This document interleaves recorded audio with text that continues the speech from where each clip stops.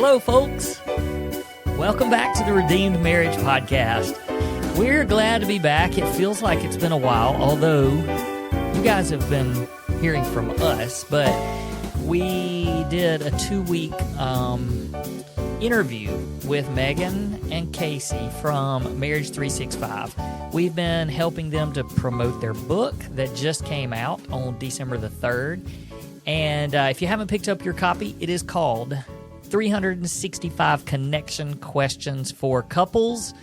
And you need to go get a copy of this. Connecting questions. What'd I say? Connection questions. Oh, shoot. Sorry. 365 Connecting Questions for Couples.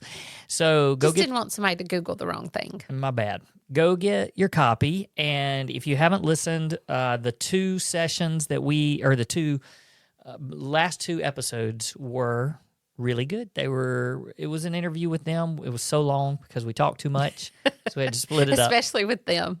Yeah, we have a lot of fun with them. But it was great because we were actually out of town last week, and it was good that we had that already recorded. Start spreading the news. We was in New York. We went to New York with the most fun couple, and it was so much fun, and we had never been to New York. Nope. So we were celebrating my 50th birthday. That's what we just claimed that as. We were like, we're going to New York 2 weeks after my birthday. So that's definitely a time to celebrate it. Yep. It was so much fun. We had a blast. So much fun. But so now we're back and we're in the swing of things just in time for us to take a break. Yeah, exactly. Well, we swung back in for 1 week. Swung back in, but we wanted to give you guys a heads up. So this is a little bit of our housekeeping right here at the beginning. Then we're going to jump right into what we have for you guys today. But we wanted to let you know that for the next 2 weeks, we're not going to have a podcast at all. We're not even going to do a replay of. We've done that a couple of times this year when we've just had to be out, but we're just going to take a break, and we're going to let you guys kind of catch up. But this episode comes out just about a week before Christmas. And then, of course, next week is the week of Christmas, and then the next week is the week of not Thanksgiving. New Year's. New Year's. And so we're just going to take those 2 weeks off, and our boys are home for the holidays, and we're going to soak up that time and just give you guys a chance to maybe catch up if you're still wanting to listen to some episodes. We are getting really close to almost 200 episodes of this thing. Really? Well, I think we're at about 180, somewhere around in there, really close to that. So I'm thinking there's probably very few out there that have listened to all one, but I know there's some. If you have, let us know. Yeah, but if you're not one of those, then go back and just binge and catch up during the holidays, and then we'll be back at the first of the year. But we want to give everybody some time off. We know that the holidays is really weird for podcasting anyway because people aren't in their regular rhythm of when and where they listen to podcasts. So we're just going to take these 2 weeks off, and but we wanted to come back today. And we wanted to wish you a Merry Christmas, and we wanted to talk about something really important that we feel is very prevalent in the holiday season. Last thing, if you have not downloaded this year's copy 12 dates of Christmas of the 12 new dates of Christmas, right now it is the most downloaded marriage resource that we have produced. And so if you want to go to our website, theredeemedmarriage.com, and something will probably pop up, but there's also a banner at the top where you can just click on it and put in your email address, and it will send it right to you. It's pretty cool.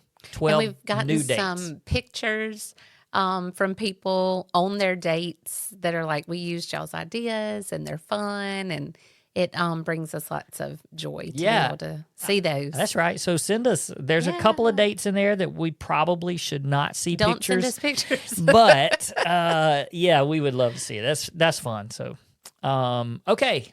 Is there anything else? I don't think so. All right. So we're ready to roll with this thing. Yeah. And if you aren't listening to this. That's the other thing. We're back on YouTube. Because the last 2 weeks we weren't able to do it because of the interview. So we came home from church. Our church is not very dressy, but we sang this morning at my dad's home church, and it is dressy. And you had on a coat and tie. I mean, not a coat and tie, a dress shirt and tie. Well, we all had to. We Right. were in a Right. we were in a program. Yeah, but you had that on. Right. And I have on, fancy leather pants and a pretty sweater. Heather's wearing leather pants. Can't anyone else see that Heather's wearing leather pants? Name that TV show. But we came home and I said, "Are we just going to go ahead and do our podcast in this?" And you said, "Absolutely not." So Not he me. went and changed and put on a hoodie. But I was like, I don't want to change into a different outfit because once this comes off, I'm putting on my quitters. Hey, people like to see me in hoodies. People that we do marriage coaching with sometimes go, "Do you ever wear anything besides a hoodie?" Nope. Not very often. I don't have a lot of hair up here, so sometimes I have to throw the hoodie on top to just make sure that I don't freeze. Drives me crazy. It's okay. She loves me anyway. All right. Hey, let's jump into this. So here's the thing. One song that has been stuck in my head this whole Christmas season, which I know we're only 15. What is this? The 15th when we're recording this? I keep hearing the song, "It's the most wonderful time of the year." Like that keeps going in my head. And it's a great song. And yes, it is the most wonderful time of the year, especially for those of us that are believers, because it is the story of Jesus' birth. So when our Savior, who came to redeem us, redeem the world, redeem our marriage, that's the birth that we're celebrating. So yes, it's the most wonderful time of the year. And there's also elements of it that are so wonderful. Like for us this year, both of our boys, most everybody knows we've been empty nesters. And one of our boys hasn't been home since July the 1st. So having him home, having Luke home for the holidays, having Logan home from college, his first semester, wrapping up at college. So it's pretty great. It is a wonderful time for that. But I also think that we really need to acknowledge that in the midst of the most wonderful time of the year, it can also be the most difficult time of the year for a lot of people. Yeah.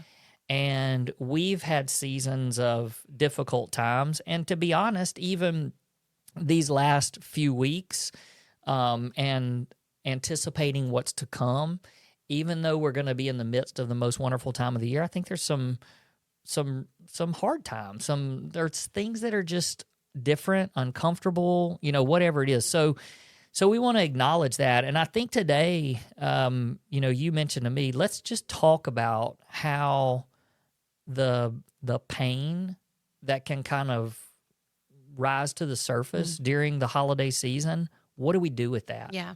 Yeah. And I think that first of all, maybe we need to acknowledge what some of those pain points are. Yeah. When I was thinking about, there's so many people that hurt during this holiday season. Whether it's marriage, I would think that most of the people who are listening to this podcast, they've found us because there's hurt in their marriage or they want to make it better and there's something lacking maybe in their marriage. And so I do think that there are a lot of people that are reminded of betrayal, are reminded that maybe things aren't like they dreamed that they would be. I think that that's a danger in this season is everything is so glorified as perfect, people sitting around the Christmas tree and laughing and sitting around the dinner table and there's not movies about the hurt that goes along with that. And so I think that even, we've joked for all the years in the past about how much I love Hallmark movies. My friend literally texted me 15 minutes ago and said, "Okay, I know you've been watching them. What are the best ones so far this year?" Because she wanted to watch a couple with her daughter. And so, I do love a Hallmark movie, and I love that they always end happy and everything always works out. But that's not real life. And there's so much hurt that people are going through, whether it's betrayal, whether it's unmet expectations, whether it's just, I didn't think my marriage was going to turn out like this, or I can't believe that my marriage and our family is in the season that it's in. And maybe you're looking at it and you're like, I know this is just a season, but it still hurts. It still is hard. I also think about people who may have lost someone. It could be loss of a parent, loss of a child, loss of grandparent, loss of spouse. There are people out there that have lost someone near and dear to them. And then here we are celebrating this most wonderful time of the year. And it's like, yeah, but what about me? Because I do feel maybe unseen or unheard or undervalued because of what I'm walking through. So I just, when we were talking about what to talk about today, I think last year we did, songs and movies and talked about that. And Christmas is really fun. And it is by far my favorite holiday that we have. And I love the focus on family, but that focus on family can be really, really hard for people. And so I just didn't want to go into this Christmas season into, if you're listening to this on time, Christmas is next week. And knowing that there's going to be hard times, there's going to be fights, there's going to be disagreements, there's going to be unmet expectations, there's going to be harsh words, there's going to be a lot of things that our hearts aren't prepared for because we think it is just going to be a perfect thing.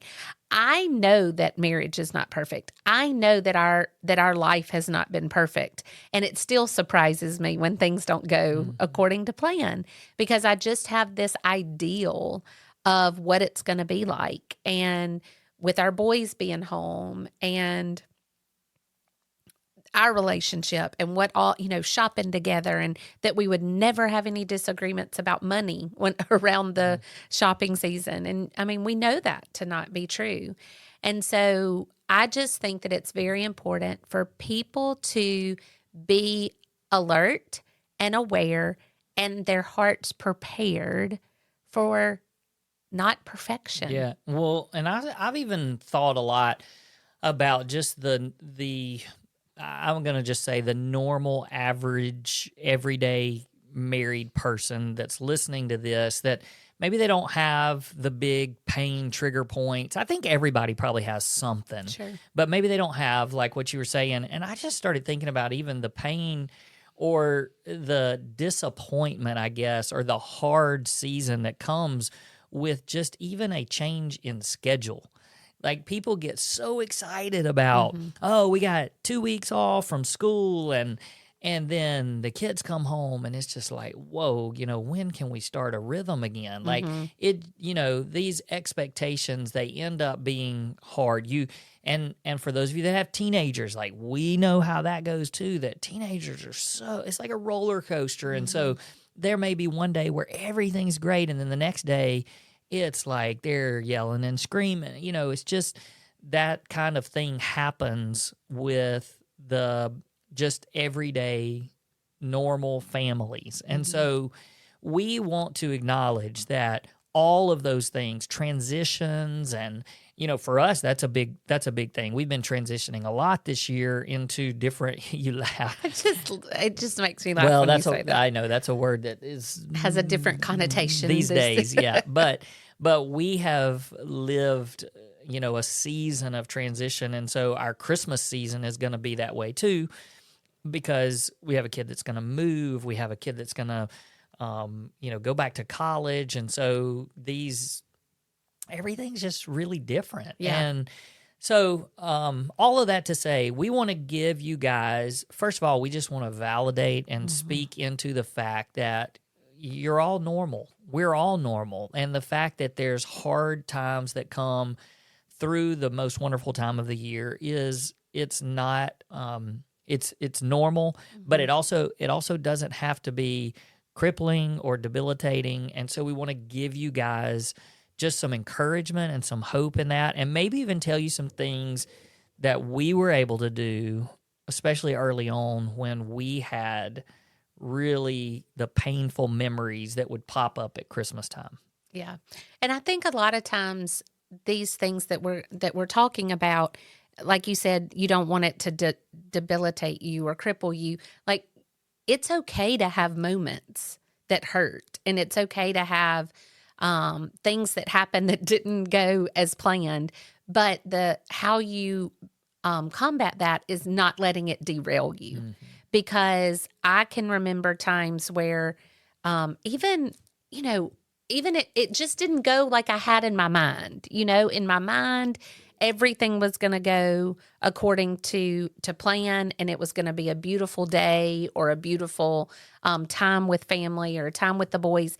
And when it didn't go that way, it would completely derail me, and I would be off track for days. Can I jump in here? Oh, Because, dear. no, I just thought about this.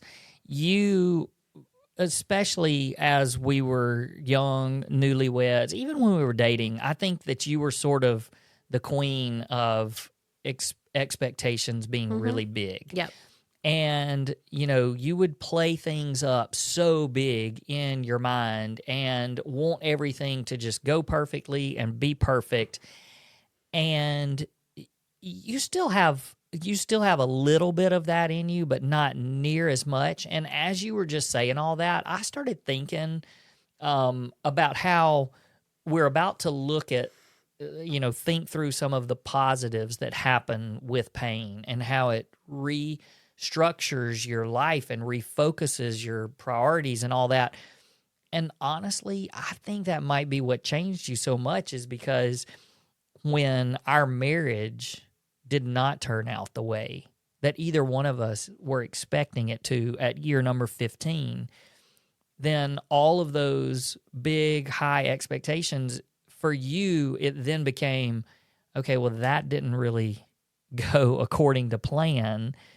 And then to watch what's happened over the last 13 years of our redemption story, I think that it's helped you to kind of just sit back and go, I'm not in charge here. Like, I'm not in charge here, and I'm not the one that, and everybody else is not responsible for my happiness and for trying to make my expectations and all of my dreams come true.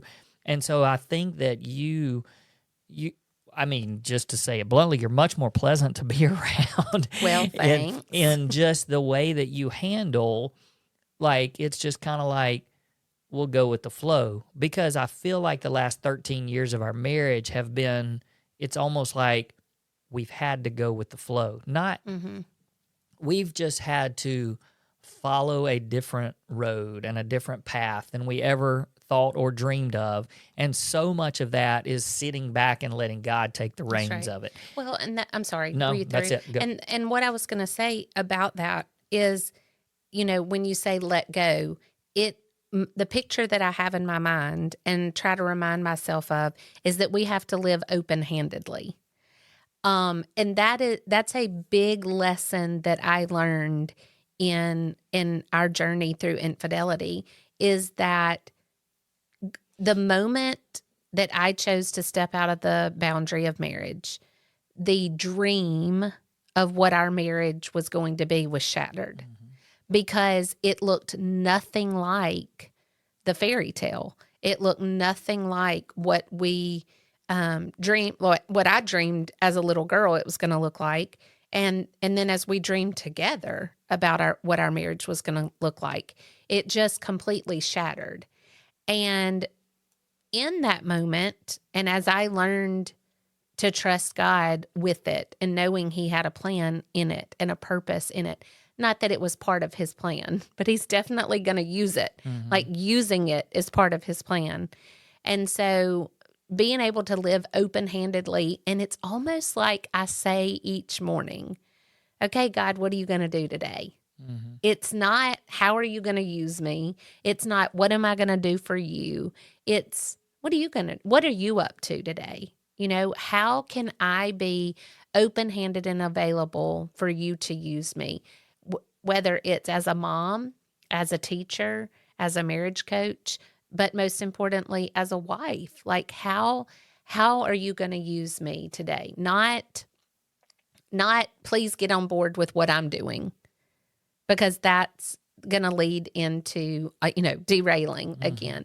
But it's, okay, God, what are you up to today? And how can I join you in that? And so it's just a shift of perspective. And, you said that I was the queen of having a plan, and I did. Like, I built up every Christmas of it being perfection. And then when it didn't go that way, sorry, that was a mouthful and I messed that up. Oh, I didn't Oh, think you so. didn't even hear it? Wow, Okay, good. Okay, I good. was like, why are you stopping? That's good. But I would build it up into this huge expectation, and without fail, it was a disappointment because there was no way anybody was going to live up to that. Like, you didn't react the way I thought you would. The boys didn't say thank you in the way I thought they would. They didn't love something that I thought they were gonna love. You know, you didn't wake up and fix my coffee that would have made it the perfect Christmas morning. It just was always a letdown because my perspective was so messed up and it was so focused on me and what I thought it was going to be. And that I am so thankful that God changed that in me, and so thankful that he used disappointment and he used failure to draw me closer to him and draw us closer to him. And only God can do that.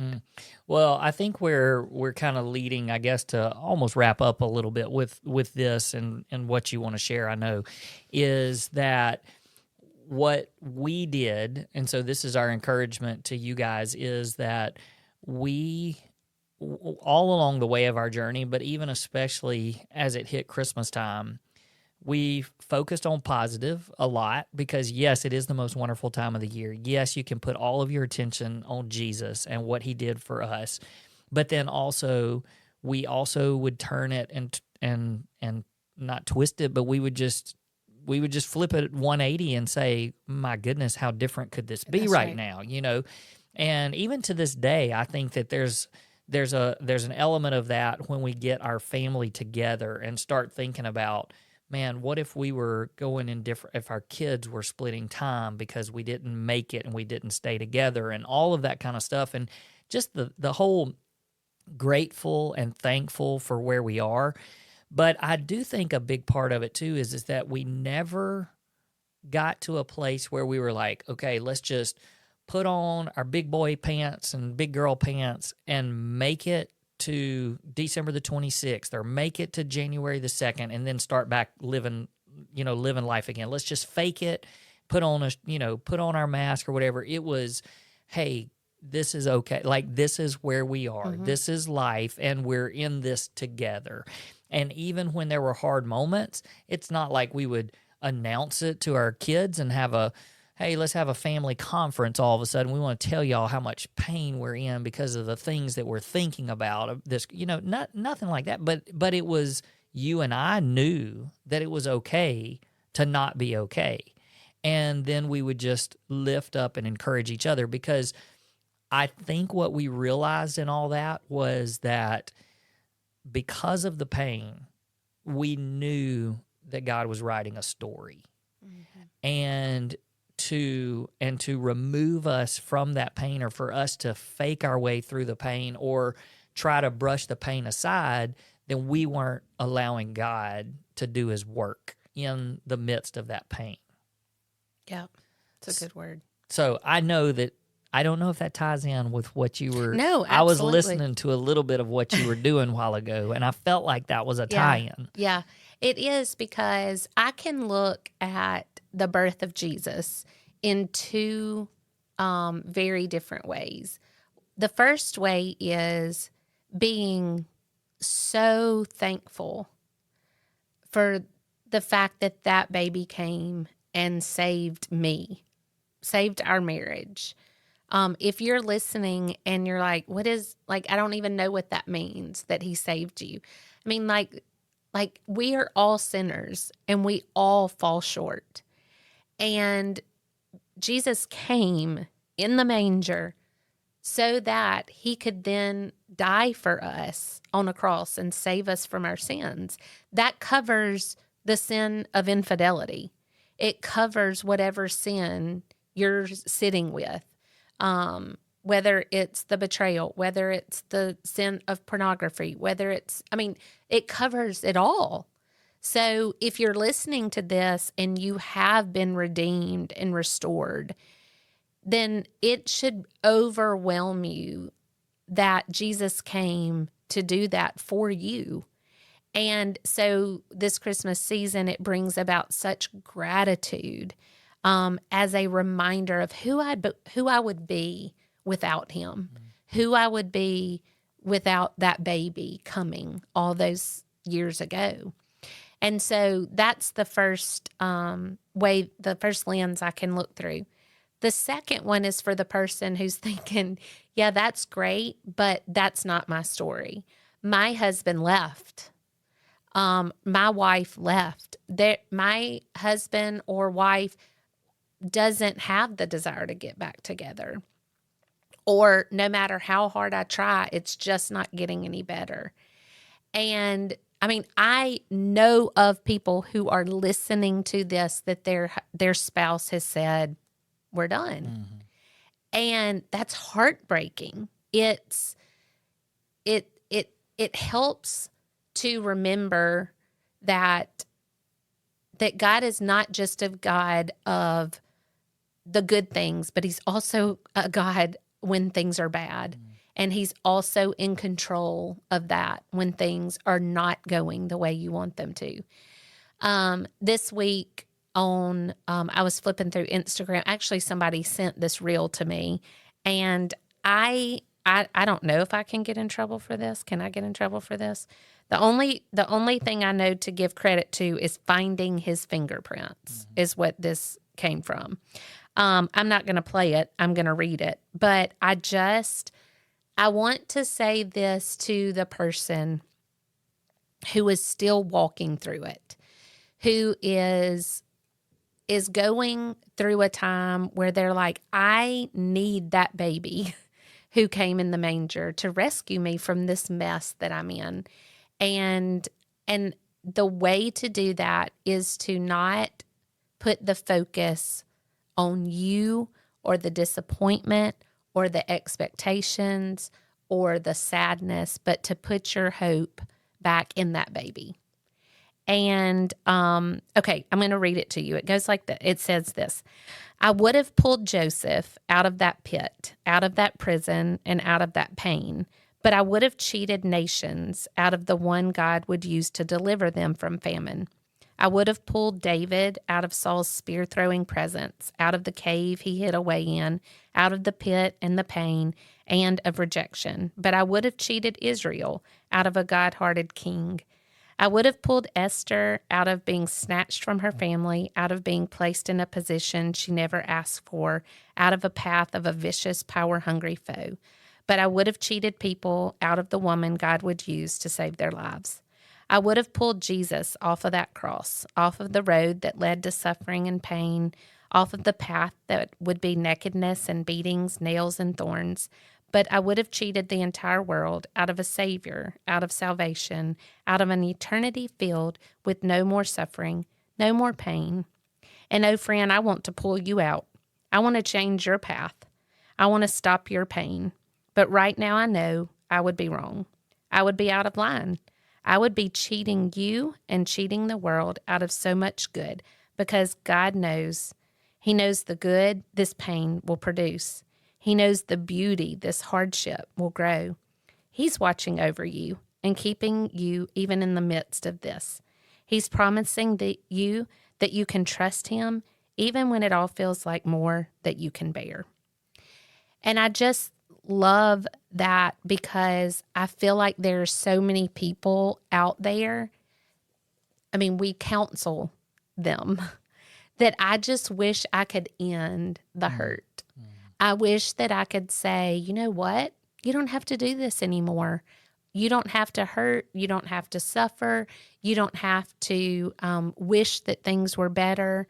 Let's just, I'm going to pull you out of that so it can be over. But it would be cheating you out of what God can do in your story.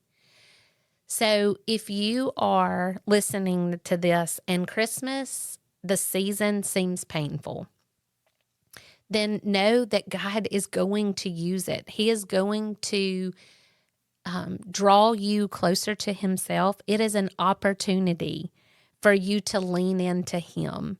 to get your eyes off of all of the things that have gone wrong or all of the things that you wish were different, and put your eyes back on that baby that came for us to save us, and to have hope that things can be better, and to have hope that God is for your marriage. He is for you. He is with you, and that He is going to that He's going to never leave you, and He's going to be with you all along the way. So good. Yeah, and guys, as we're wrapping up, we just want you to know that we know what it's like to feel pain and just the unmet expectations and the disappointment and all that comes with marriage, and that resurfaces when it's Christmas time. So we understand that firsthand, and so we recognize where you are, and we want to provide you with that hope that Heather just shared with you, and it was beautifully said. And we just want to wish you a Merry Christmas, and we want you to recognize this is the most wonderful time of the year, no matter where you are and no matter what you're feeling at this time of the year. And hey, even though we're not going to be on our podcast for the next couple of weeks, you know, if you're just in a place where you need some prayer and extra lifting up this Christmas season, just shoot us a message and we'll be glad to do that for you, because we've been there and we know what it feels like. All right, guys, we're going to say Merry Christmas. Merry Christmas. We're also going to say Happy New Year. Happy New Year. Because the next time we come to you, it will be 2025. Unbelievable. We're looking forward to a great 2025 and journeying with you and your marriage. So until then, peace. Peace.